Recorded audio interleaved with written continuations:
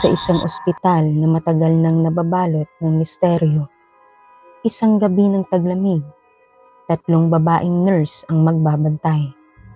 Sa halip na katahimikan, isang nakakakilabot na kwento ang kanilang haharapin. Hello po sa ating mga tagapakinig ng DJO Horror Stories. Isa na namang kwento ng katatakutan at minsan may katatawanan. Pero wag po nating kalimutan na ang kwentong ito ay kathang-isip lamang at ginawa upang magbigay aliw sa mga nakikinig. 11:00 ng gabi, ang mga tao sa ospital ay halos tulog na. Maliban sa 3 nurse na sina Mia, Carla at Liza. Nagkakasayahan sila sa nurse station habang hinihintay ang paglipas ng oras.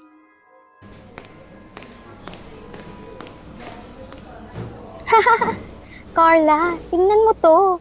May nagsasabing may multo raw sa room 313. Pero wala namang laman yun, di ba? Oo nga, wala naman talaga. Pero alam mo ba, nung isang linggo, may naririnig akong tumatawa doon. Ano ba? Huwag nga kayong ganyan. Anong oras na? Baka may dumaan na din natin inaasahan.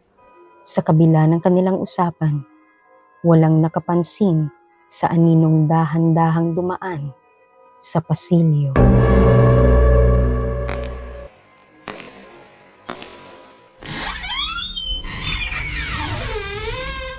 Teka, narinig niyo ba yun?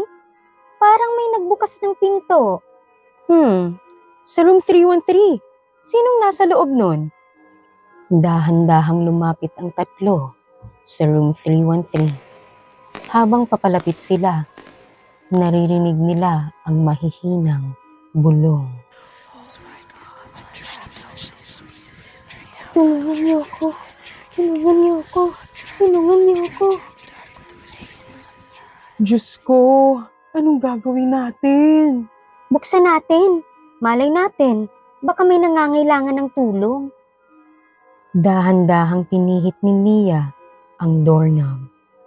Pagbukas ng pinto, wala silang nakita, kundi isang lumang kama at isang salamin sa gilid.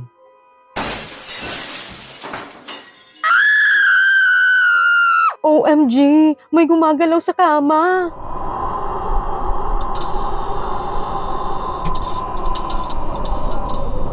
Hindi na maganda to. Alis na tayo dito. Ngunit bago sila makalabas, nakita nila ang refleksyon ng isang babae sa basag na salamin. Maputla ito, duguan, at nakatingin sa kanila. Bakit niyo ko iniwan? Sino ka? Anong kailangan mo? Ako si Nurse Elena. Ako ang iniwan ninyo nung gabi ng sunog. Ngayon, Panahon na para samahan niyo ako!